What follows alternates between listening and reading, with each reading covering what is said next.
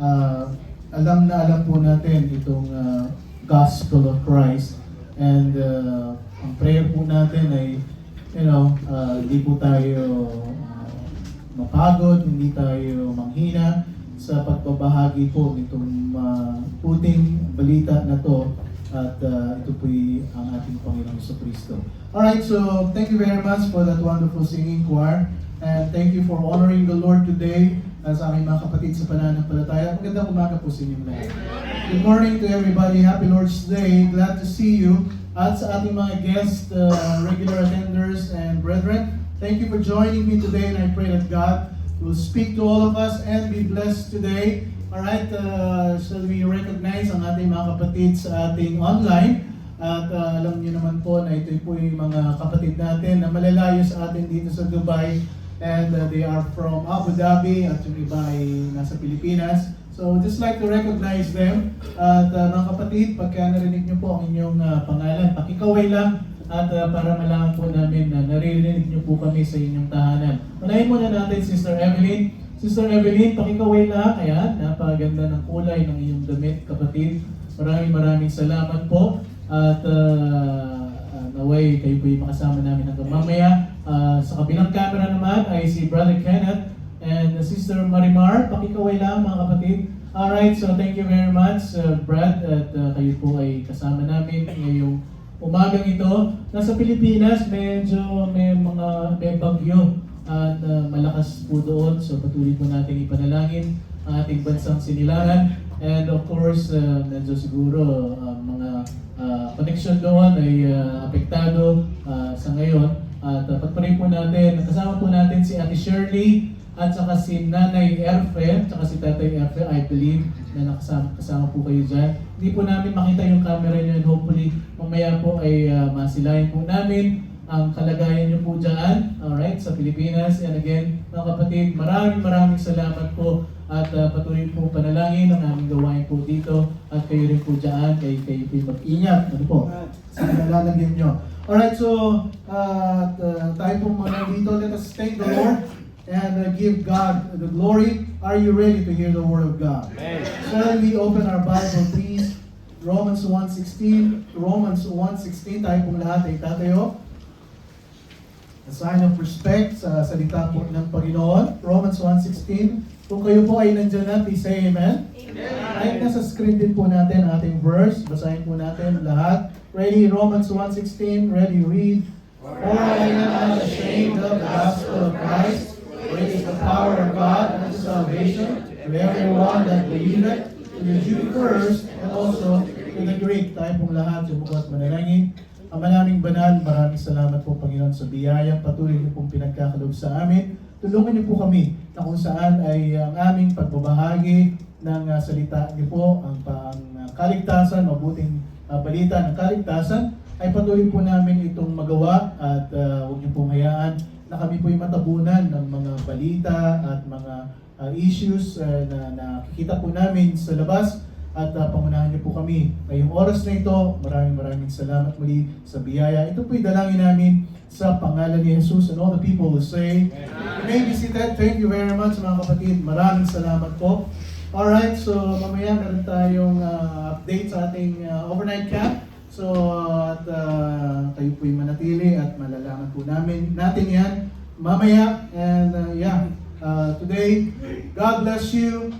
I will conclude this section of our lesson about being not ashamed of the gospel of Christ. Being not ashamed of the gospel of Christ. From last 2 Sundays natin po dito, nakita po natin ang puso ni Pablo, about his boldness to preach the gospel of Christ.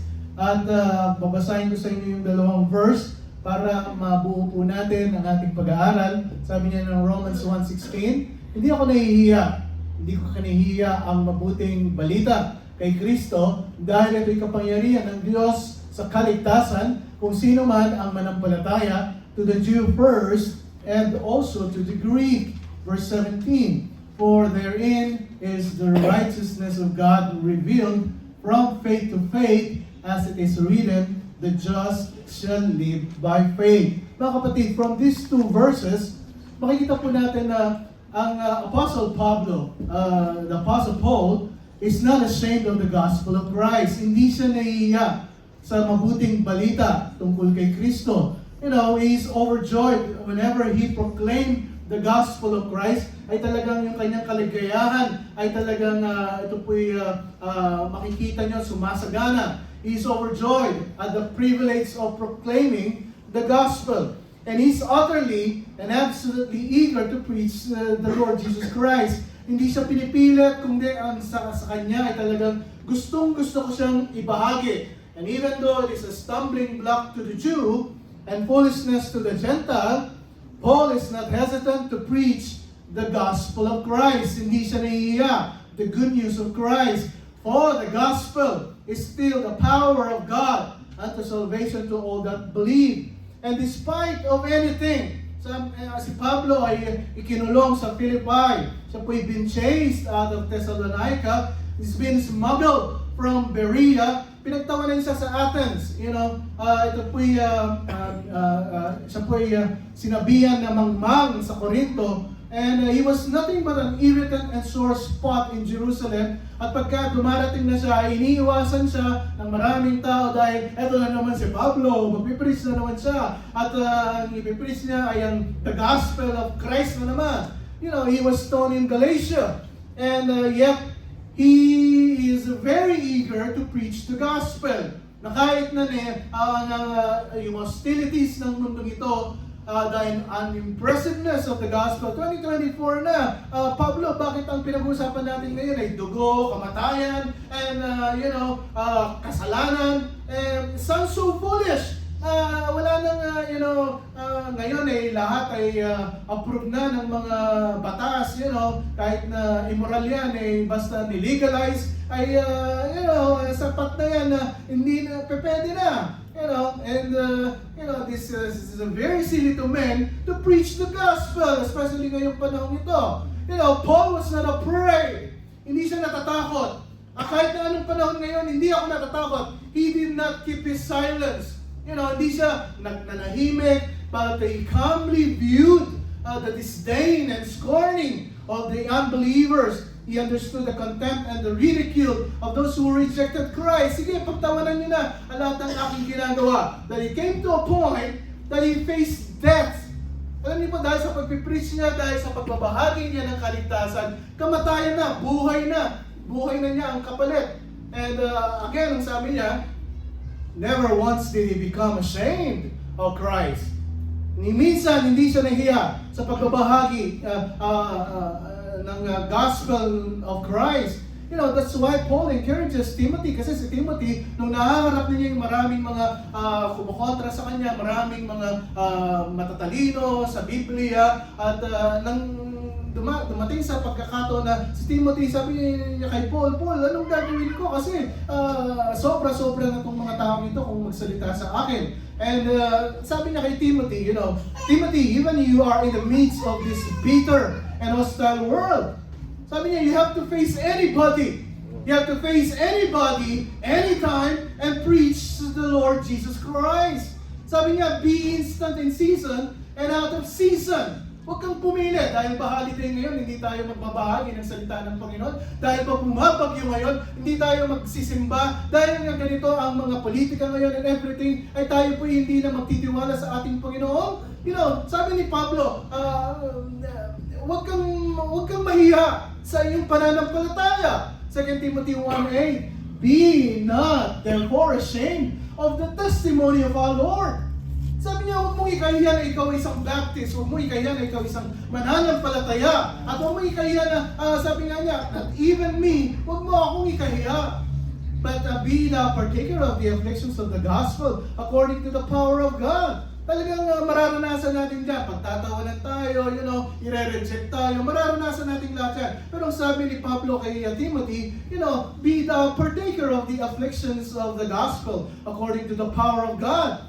Talagang mararanasan mo. And 2 Timothy 1:12, for the which cause I also suffer these things. Sabi niya, pareho tayong pinagtatawanan, pareho tayong nire-ridicule, at ang hostility ng mundong ito, they're bitter to us. At yung nararanasan ko rin, nevertheless, sabi ni Pablo, I am not ashamed. Hindi ako nahihiya. For I know whom I believe it. Alam mo, ito po'y kumpiyansa ni Pablo na kung saan sabi niya, alam na alam ko kung ano yung pinapanampalatayanan ko. Alam na alam ko yung aking pananalig sa Diyos. And I am persuaded, ako'y kumbinsido, na He is able to keep that which I have committed unto Him against that day. Maaring ngayon sabihin mo na hindi pa naman nangyayari yung kaligtasan na pinagkaloob sa akin ng Panginoon. Pero sabi ni Pablo, ay He is able to keep that which He has committed unto you. Kahit na 2024 na, kahit na 2025 na, ay sabi niya, hindi na nagbabago yung pangako ng Panginoon sa iyo. Na yan ay ibibigay niya sa iyo. Time na kung saan ay mawala ka sa mundo ito, ibibigay niya yung kaligtasan mo. And that's kaligtasan sa langit. God is faithful and true.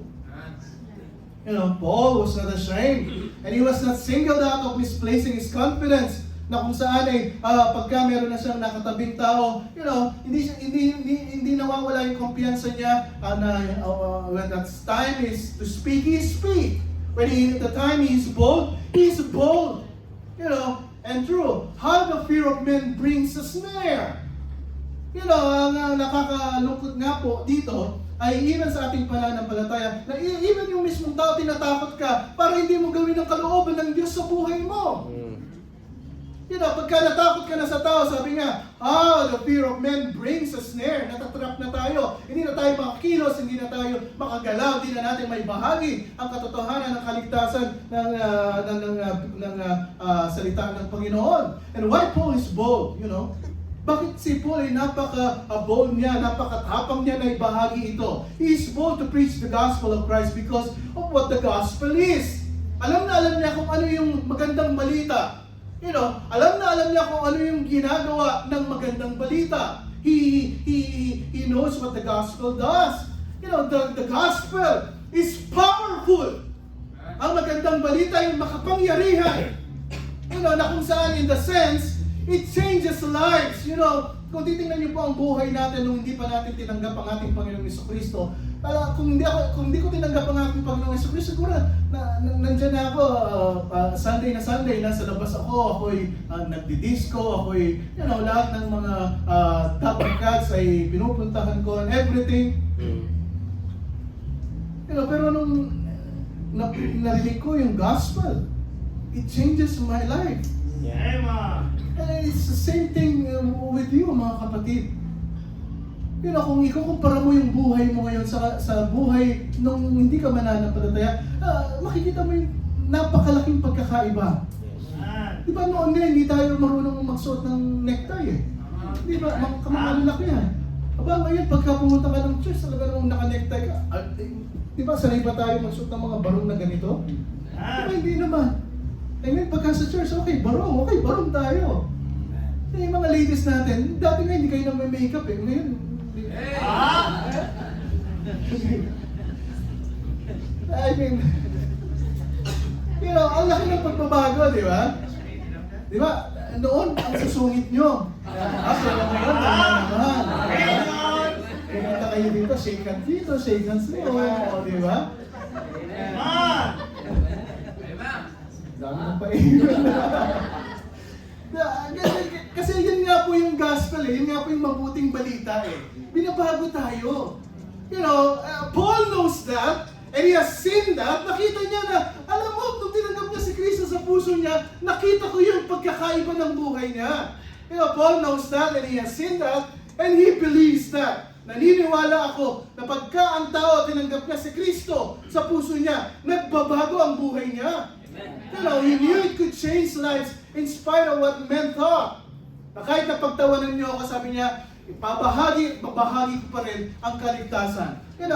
We have 4 key words here na minuunawa po natin from our verses, understanding 4 key words of not being ashamed of the gospel of Christ. Ang una is power. Kaya sabi ng Romans 1:16, for I am not ashamed of the gospel of Christ, for it is the power of God. Ito yung kapangyarihan ng Diyos, hindi kapangyarihan ko, hindi dahil sa magaling ako magbahagi ng salita ng Panginoon, hindi dahil napakatalino ko, hindi napakagwapo ko, at hindi ako yung celebrity na kung saan pagka binahagi ko, ay tinatanggap nila si Kristo. No. Ang sabi ng Romans 1:16, I am not ashamed of the gospel of Christ, for it is the power of God. Ito yung kapangyarihan ng Diyos. Hindi tayo pwedeng magmalaki kundi ang pagmamalaki ko dito, ang kapangyarihan ng Diyos. And Paul has in mind the fact that the gospel of Christ carries with it the omnipotence of God. Nasabi niya, alam mo, pagka binabahagi ko to, ay talagang nandoon yung omnipotence ng ating Panginoon. Na kung saan ay, He can do everything.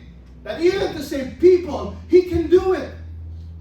Yeah, if God can do everything, if God can do great and mighty things, God can part the sea, God can bring food from heaven, miracle after miracle, show His power. But the greatest expression of His power can be found in His power to save. Yeah. Kasi sabi niya, sino ba ang pwedeng magligtas dito? Hindi naman pwede si Pastor Art, hindi naman pwede kung sino man, si Mayor, si Congressman, si Presidente, sino pwedeng magligtas sa atin sa buhay na ito? The greatest expression of His power, para makita mo kapangyarihan ng Panginoon, it can be found in His power to save. Why? Power to transform people. Nung tinanggap natin ang ating Panginoong Jesucristo, tinransform niya tayo. He changed our nature from incorruptible from corruptible to incorruptible. He changed their time. Ibig sabihin, pagka hindi mo tinanggap si Kristo sa puso mo, ang buhay mo hanggang dito na lamang at pagka hindi mo tinanggap, yes, there is eternity, pero saan eternity ka pupunta? Sa langit o doon sa impyerno? Psalm 106 verse 8, nevertheless, He saved them for His name's sake. Sabi niya, sila iniligtas nila dahil sa kanyang pangalan, that He might make His power to be known. Alam mo, sabi niya, niligtas ko kayo. Nang sa ganon, maraming tao makakita sa kapangyarihan ng Diyos. It is the manifestation of His power comes in salvation. Sa kaligtasan na meron tayo, it's because of His power. 1 Corinthians 1:18, for the preaching of the cross is to them, that perish foolishness. Pinagtatawanan tayo pagka nagbabahagi tayo, pero sa atin, but unto us, pagka we are saved, na pagka tayo nakakapagbahagi ng salita ng Panginoon, at tumanggap yung tao, it is the power of God. Amen. Number 2, word is the salvation, or I am not ashamed of the gospel of Christ, for it is the power of God unto salvation to everyone that believeth. Ito pong gospel na ito as the power of God unto soteria, unto salvation. The power is seen in salvation. Ang kapangyarihan ng Panginoon ay nakikita sa kaligtasan. And that salvation act, God makes them alive. At tayo po dahil sa kaligtasan, tayo po'y nabuhay na muli. And to live forever. Cleanse men of their sin. Tayo po'y nalinisan na ng ating kasalanan. At we are fit for the kingdom of God. At pagka sinabi mo kaligtasan is a deliverance. Ito po'y pagpaparelease. Ito po'y pinalaya ka. Nung niligtas ka ng Panginoon, pinalaya ka sa kasalanan. Kaya nga nakapagtataka kung ikaw ay isang ligtas na tao, pilit mong binubuhay ang kasalanan sa pamumuhay mo. Ikaw nga niligtas na dyan, tinanggal ka dyan, yung the lust of the flesh, the lust of the eyes, the pride of life, yung envy, yung hatred, yung jealousy, all these issues of life. Sabi ng Panginoon, niligtas na nga kita dyan. Bakit palagi gusto mong bumalik dyan? Kaya maraming mga Kristiyano nagtatanong sa ibang mga Kristiyano, akala ko ba ligtas na siya? Akala ko ba tinanggap na si Kristo sa puso niya? Bakit hanggang ngayon ganyan ang pamumuhay niya, walang pagkakaiba? This is salvation. Sabi nga ng Panginoon, niligtas niya kita dyan from sin and from Satan. You are free from bondage. You are not slave anymore. You are free from his lies. You are free from his deceits. Sa kanya mga kasinungalingan, ikaw yung malaya na. Pero bakit ang tao gusto niya yung kasinungalingan at pandaraya ng kalaban? Kasi nung niloloko na lang niya ang sarili niya. You are free from judgment. You are free from death and hell. And only the gospel of Christ has the power to do that. Pagka ikaw ay naligtas, you have been delivered by God. You are delivered from life's infection. Ang infection ng mundong ito. You are delivered from a crooked and perverse generation. At ito po yung kitang-kita na natin ngayon. Diba? We are coated, if you will, with a divine antiseptic. Ikaw ay talagang pinotektahan na. It takes divine power to accomplish this salvation because man is so lost. Nawawala. So infected of the ways of this world. He was so doomed and he was damned and so dead in sin that it takes the power of God. The power of God to burst him through that. Ang kapangyarihan ng Panginoon, ang siya lang pong nakagawa niyan. And you need to remember, mga kapatid, kung bakit tayo niligtas. This is one of the purpose. In Romans 8:28, and we know that all things work together for good to them that love God, to them who are called according to His purpose, for whom He did foreknow, and He did predestinate to be conformed to the image of His Son. Bakit tayo niligtas ng Panginoon? Kasi gusto niya makita na mag-conform tayo sa image ng kanyang bugtong na anak. Kaya ang sabi nga natin, habang tumatagal, dapat ang nakikita na sa iyo ngayon ay si Kristo. Diba? Kung sinasabi natin matagal na tayo sa pananampalataya, ang dapat nakikita sa atin ang Panginoong sa Kristo.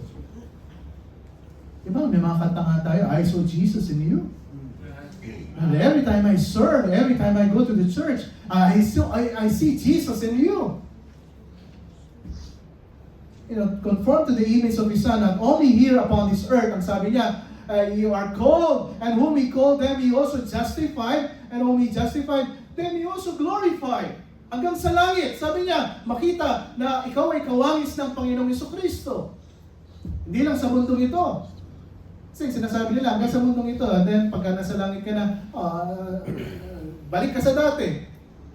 Hanggang sa langit, ang sabi ng Panginoon, conform to the image of His Son. Number 3 word is faith. Nagre-review pa lang tayo.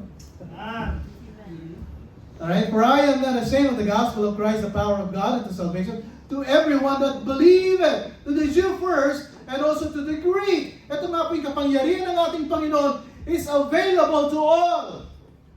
Wala po siyang pinipili. And this for everyone that believes. Sa lahat ng mga nagsasampalataya sa Kanya. Walang maputi, walang maitim, walang payat, walang mataba. Walang mayaman, walang mahirap. Walang Pilipino, walang ibang lahi. Ang sabi niya, for everyone that believes. Where there is faith, there is the power of God operative in salvation. Faith is believing, faith is trusting, and yes, the power of God can save, but it will save only to those who believe. I will repeat. Naintindihan mo, may kapangyarihan. Naintindihan mo, merong sabihin natin merong kaligtasan. Pero hindi ka makakaranas ng kaligtasan until you have that faith in Him. Until you believe. Kaya nga po napakahalaga. Kaya nga sabi ng Romans 10:9, that if thou shalt confess with thy mouth the Lord Jesus, and shalt believe in thine heart that God hath raised Him from the dead, thou shalt be saved. Hanggang hindi mo pinapahayag sa iyong mga bibig ang Panginoong Jesucristo at manampalataya ka sa iyong puso na siya nga'y pinuhay sa mga patay, hindi ka makakaranas ng kaligtasan. Salvation is not professing Christianity. I'm a Christian. That's why when maybe I pass away, I go to heaven. Christianity is not baptism. It's not moral reform.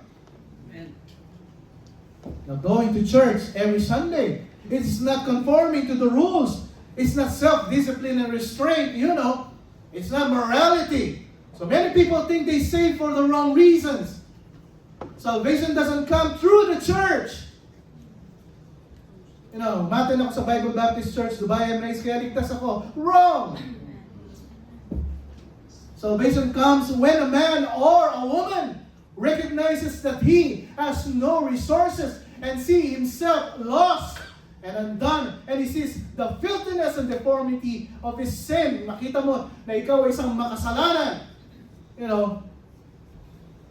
And he perceives the rottenness of his heart, and the pollution of his nature. And he is drawn to Christ as a remedy.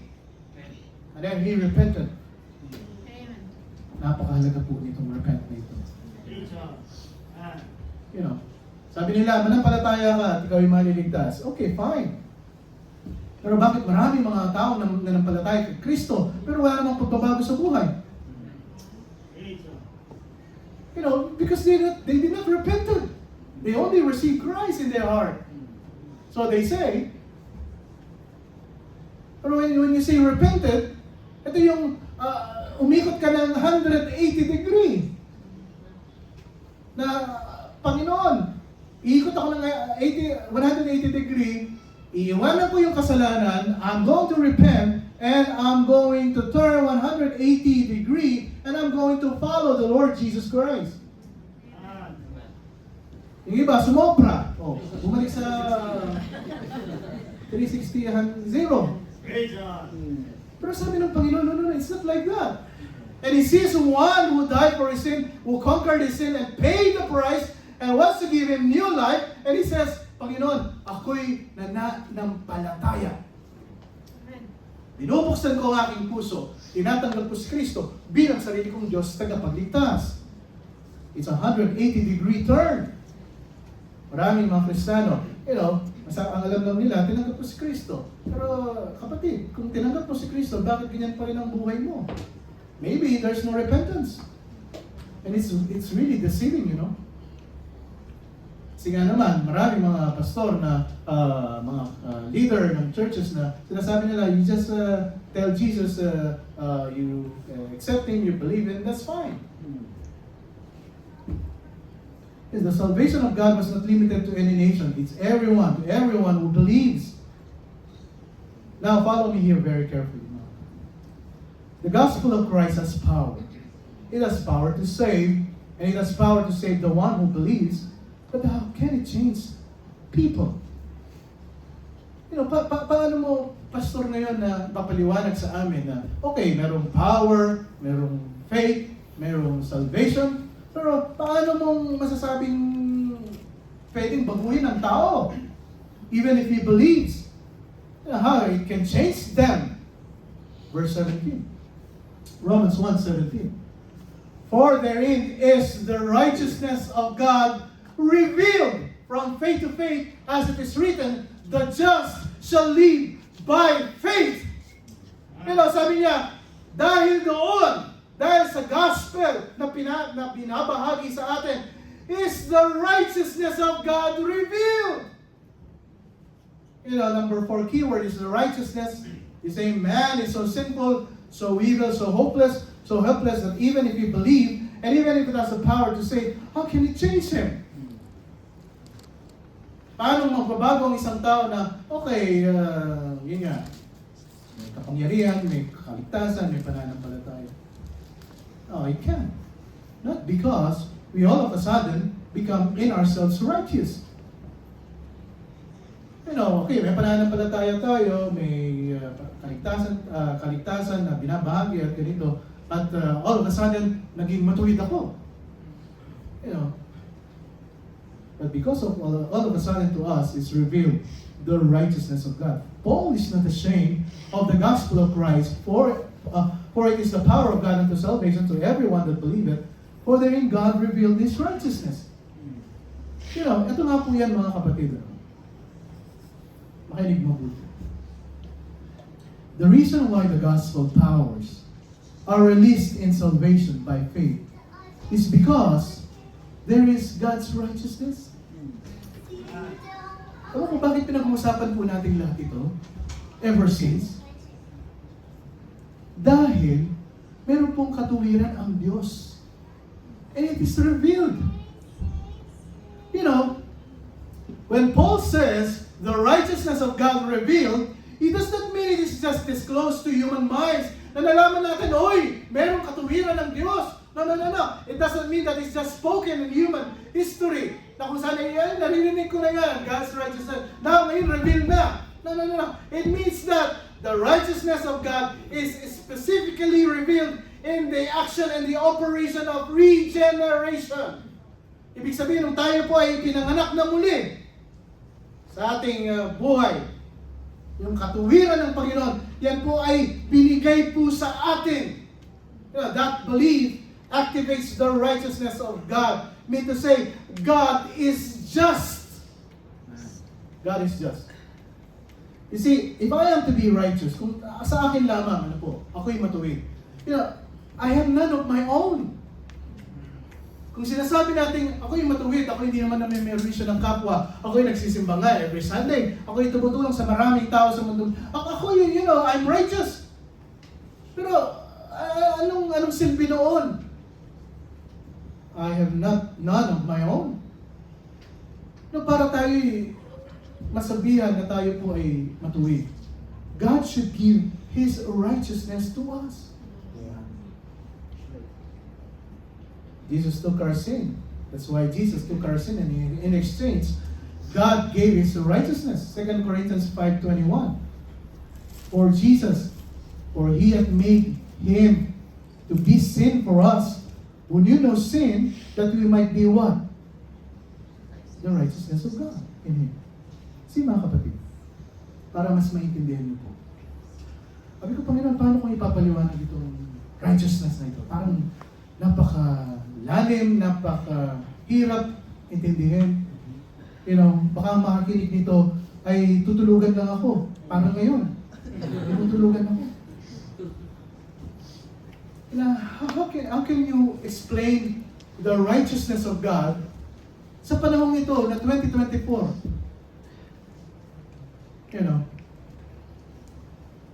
Sa nakikita natin ngayon, hindi naman ako pwedeng maging matuwid nang sa sarili ko lamang. I cannot be righteous in myself.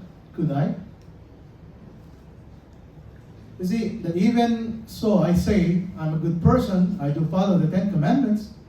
I could believe, and believe, and believe all I wanted to believe. But I still cannot be righteous by God's standard. Hindi po tayo pwedeng maging matuwid by God's standard. I cannot be perfectly holy. And I cannot be without sin. And that is, eto nga po yan. The perfect standard is the righteousness of God. Ito po yung standard. Kung ito po yung ating susundin, sabi ko nga po sa inyo, para tayo magkaroon ng kaligtasan, napakahirap kayang i-fulfill, i-satisfy itong perfect standard nito, the righteousness of God. Anong sabi ng Romans 3:10? As it is written, there is none righteous, no, not one. Walang ni matuwid sa atin ni isa. Romans 3:23, for all have sinned and come short of the glory of God. Ano kung bakit hindi tayo nakakaabot sa kapangyarihan ng Panginoon? Because we come short of the perfect standard, the righteousness of God. Alam mo kung kaligtasan lang ang pag-uusapan natin dito, sabi ko nga po sa inyo, kahit na ikaw na yung pinakamatuwid sa mundong ito, yung perfect standard ng ating Panginoon. The perfect standard of our Lord Jesus Christ. The righteousness of God. Hindi po natin pwedeng i-qualify ang ating sarili as ourselves. Maraming salamat. Hindi natin pwedeng sabihin na, marami na ako nagawang mabuti sa mundong ito. At yung standard ng katuwiran lang pag-uusapan, pwede na ako.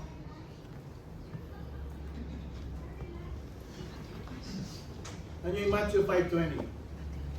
Matthew 5:20, Jesus taught His disciples in the Sermon on the Mount. Ang sabi niya, for I say unto you, that except your righteousness should exceed the righteousness of the scribes and the Pharisees. Alam niyo po ba yung mga skribo, yung mga pariseo, kung memorize lang nila yung Pentateuch, yung 5 books of Moses, Baliktaran, cover to cover, memorize po nila yan. Aral na aral po nila yan. Kung katuwiran lang ang pag-uusapan, sabi niya, kung kayo, sige, yung katuwiran ng iskribo at mga pariseyo, you shall in no case enter into the kingdom of heaven. Kung di nyo malagpasan yun, sabi niya, ay, hindi kayo makakapunta ng langit.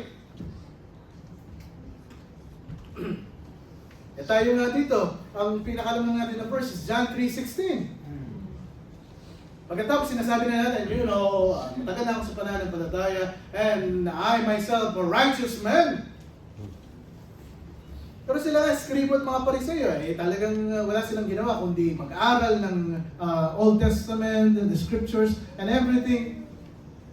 Sabi nga ng ating Panginoong Jesucristo dito, hanggat hindi nyo nalalagpasan ang katuwiran ng mga skribo at mga pariseyo, ay you shall in all case enter into the kingdom of God. Here in part, because of the false teaching of the scribes and the Pharisees, the people thought they could earn their way to salvation to the kingdom of God by their efforts and their heritage.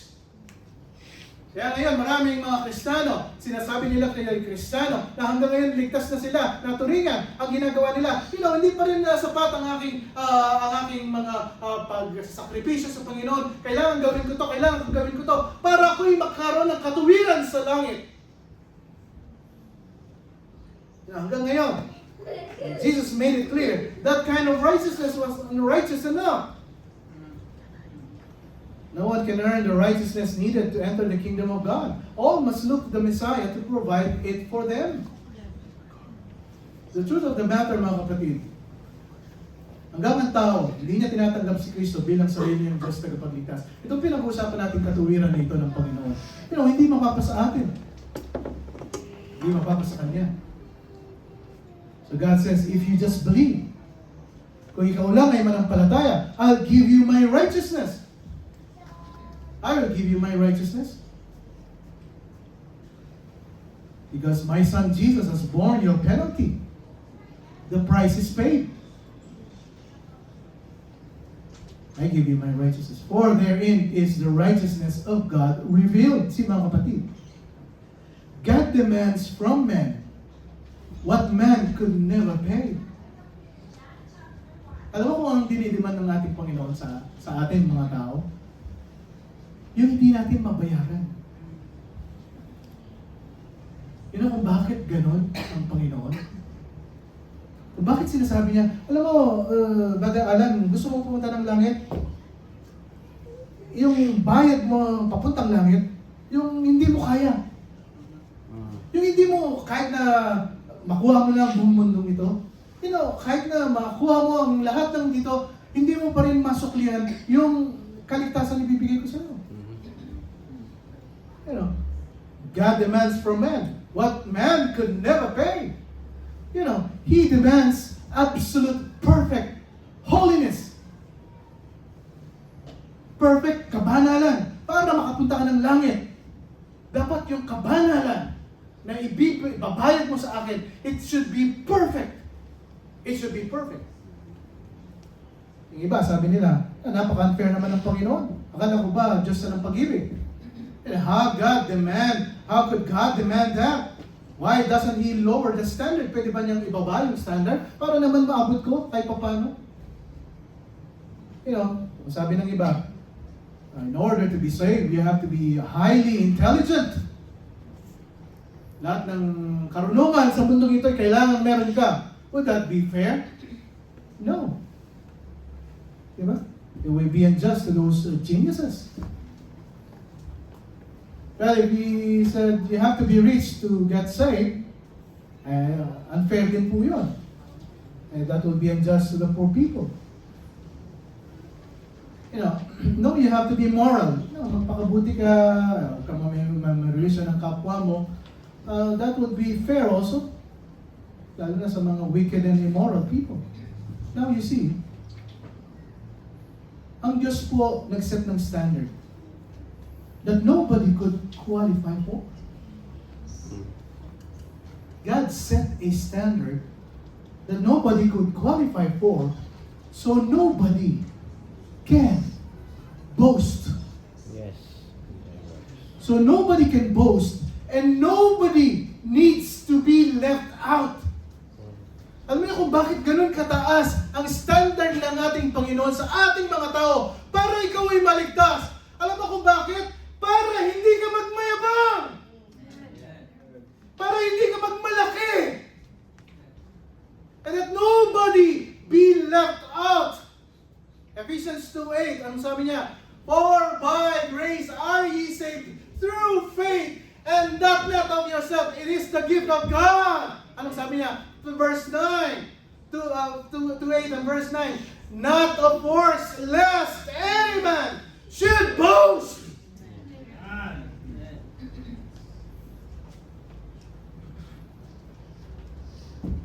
Ganun kataas po yung standard ng ating Panginoon. Para walang magmayabang po sa atin. Walang magmalaki sa atin. Na yung kaligtasan na meron po tayo ngayon is just because God is so gracious to every one of us. It is the righteousness of God, mga kapatid, na hindi natin pwedeng matumbasan, na kailangan nating manampalataya para yung katuwiran ng Diyos ay ito po yung masabi natin, O Panginoon, nanampalataya na ako. Ang sabi ng Biblia, ikaw ay naligtas dahil sa biyaya at dahil sa iyong pananampalataya. And not that of yourself, it is the gift of God. Ito po yung regalo ng Diyos. Hindi ka pwedeng magmalaki. Na maraming mga Kristiyano ngayon, I've been here for a while, I've been here for 20 years now, I've been serving the Lord, I know what's in and out of the ministry, alam ko yung mga ganyan na paglilingkuran and everything. O teka, kapatid, ang sabi ng Biblia, hindi tayo pwedeng magmalaki sa Panginoon. Because you've been saved, not of works, lest any man should boast. Mga minamahal kong mga kapatid, matatawag lang tayong matuwid dahil sa pinagkaloob pong katuwiran ng ating Panginoon sa atin. Amen. Dahil sa kabutihan ng ating Panginoon sa atin, napakaganda po nito. I'll give you my righteousness no matter who you are. Napakaganda. Kung meron lang sabihin ng Panginoon, yung mga mayayaman lang, bibigyan ko ng katuwiran. Di ba? Unfair naman. Sa mga hindi mayayaman. Yung mga gagwapo lang, ng mga bibigyan ko ng katuwiran. Nagkasalamat naman tayo doon, Nakuha nyo na. Okay. Kung kayo lang na magaganda ang bibigyan ng katuwiran, amen po ba? Isa lang nagpa-amen, isa lang maganda dito.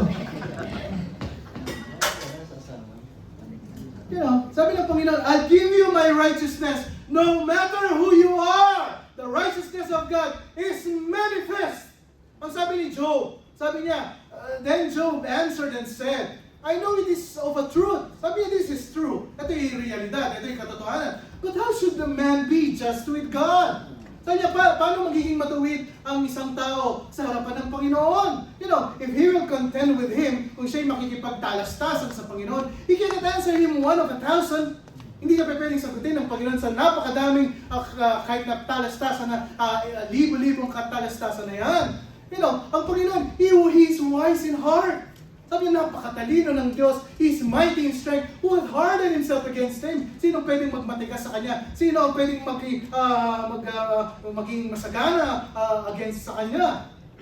Nalaman natin ang Diyos, He removed the mountains, and they know not which overturned them in His anger. Sila pa nga ang nagbibigay ng galit sa Panginoon. Anong sabi niya? Itong Panginoon na to, shaketh the earth out of her place, and the pillars thereof tremble.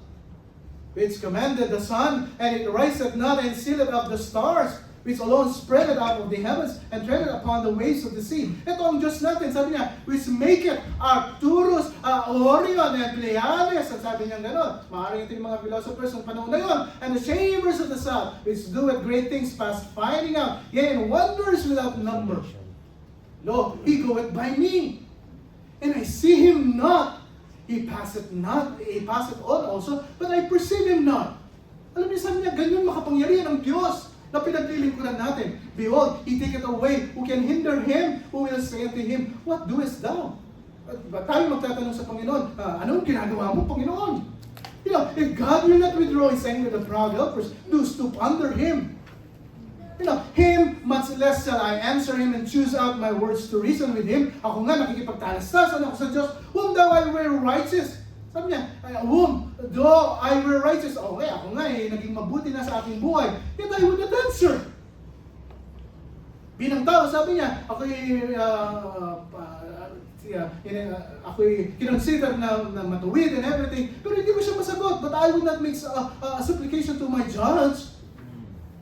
If I had called and he had answered me, yet would I not believe that he hearkened unto my voice? For he pricked me with a tempest and multiplied my wounds without cause.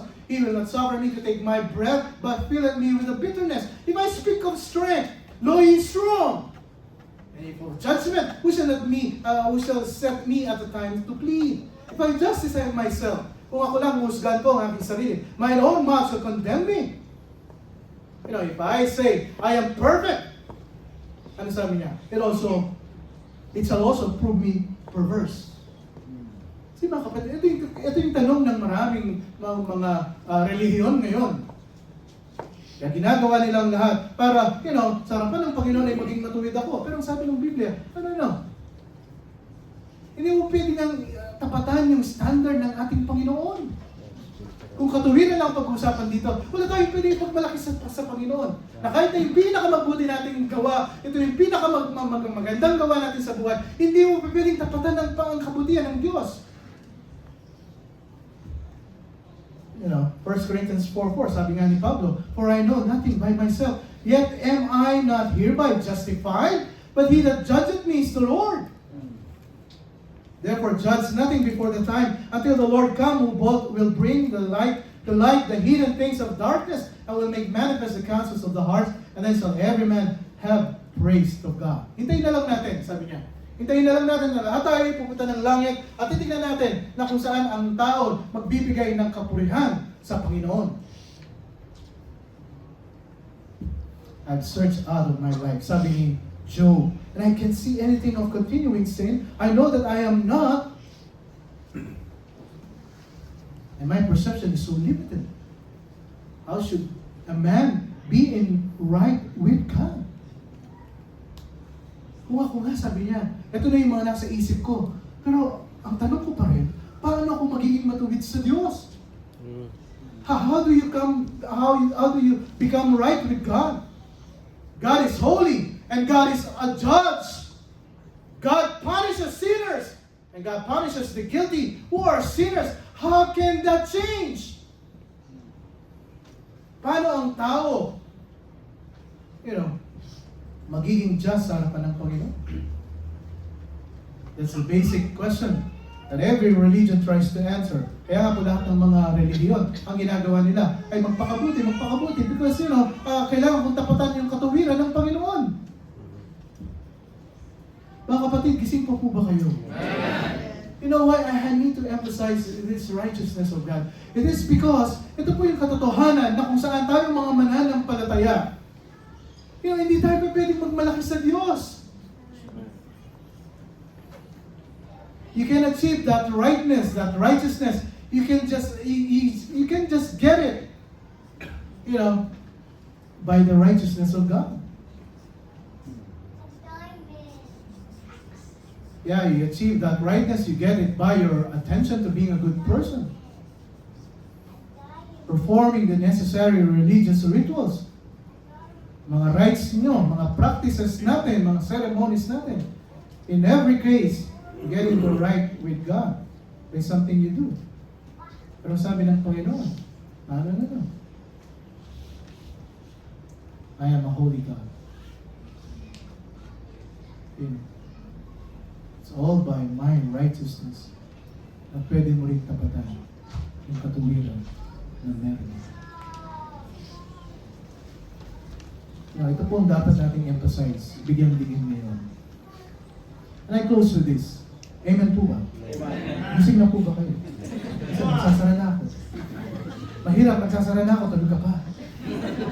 Praise God! Mga kapatid, I want our message here.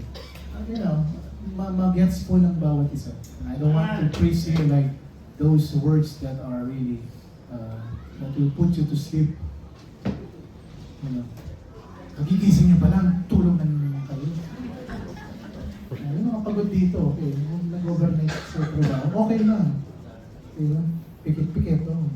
Pero ikaw, nakatulog ka ng 8 hours, nakapag-breakfast ka na, nakapagpahinga ka ng maayos. Diba? Maganda pa yung kalusugan mo. Oh. Tapos tinutulugan mo ako. Ako nga, iubo na ako dito. You know,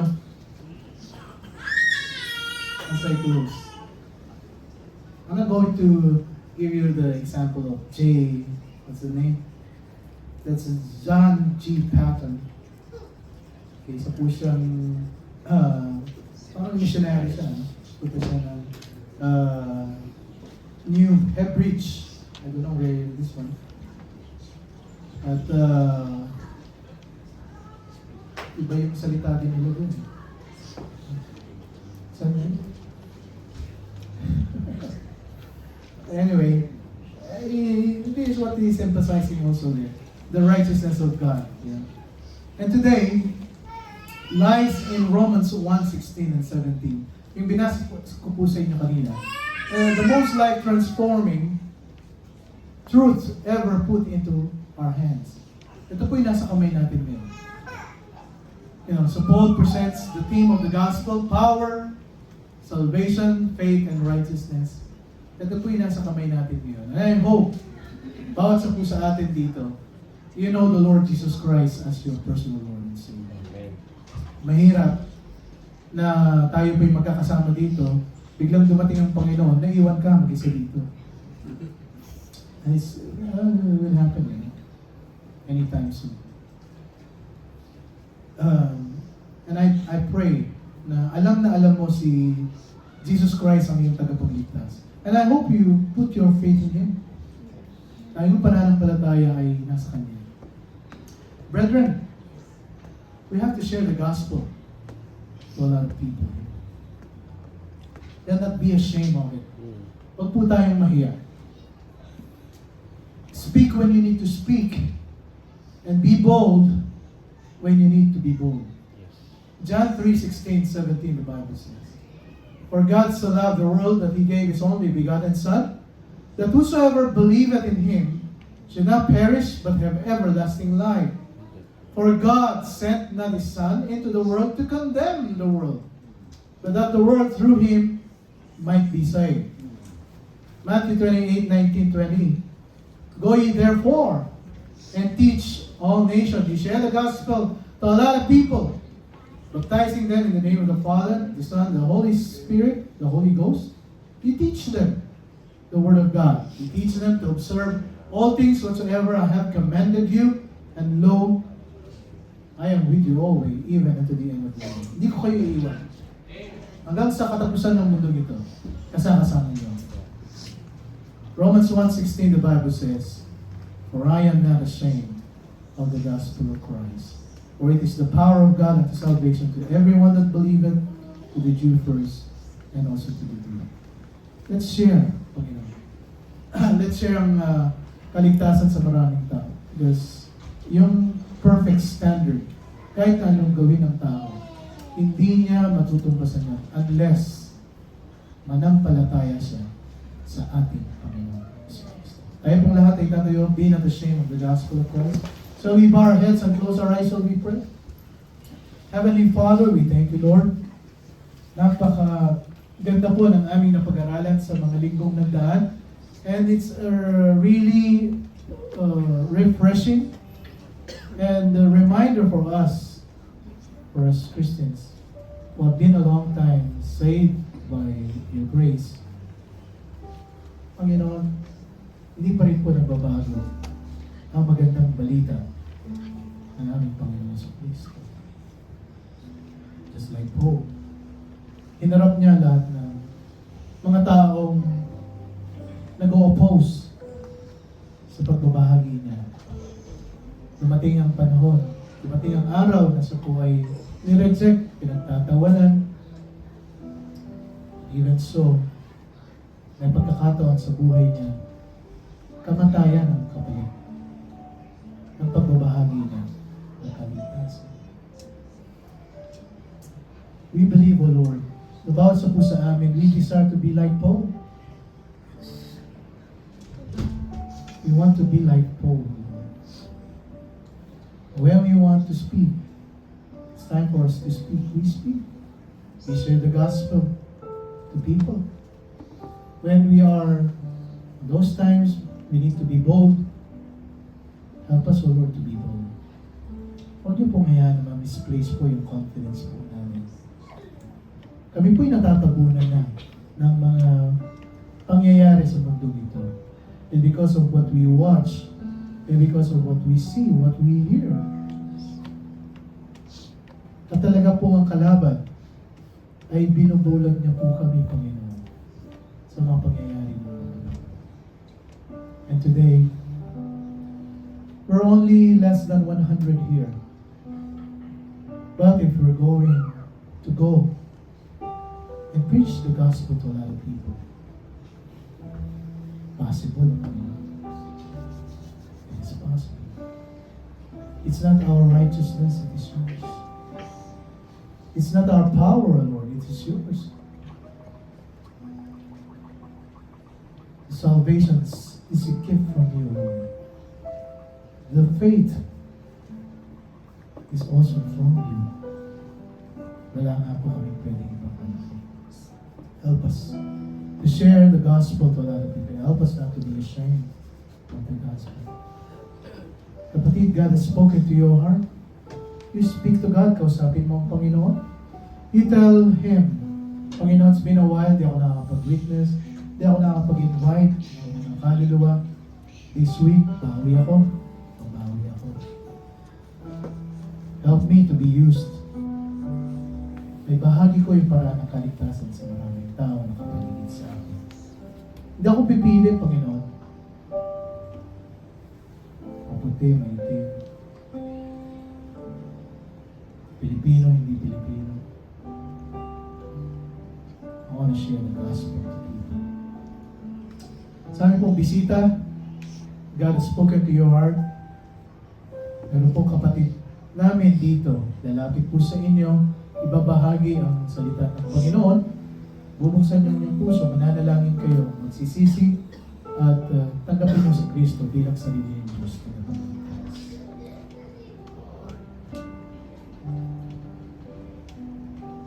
Reverend God has spoken to your heart. You pray. Shall we find a partner? Tayo po'y mananalangin sa bawat isa.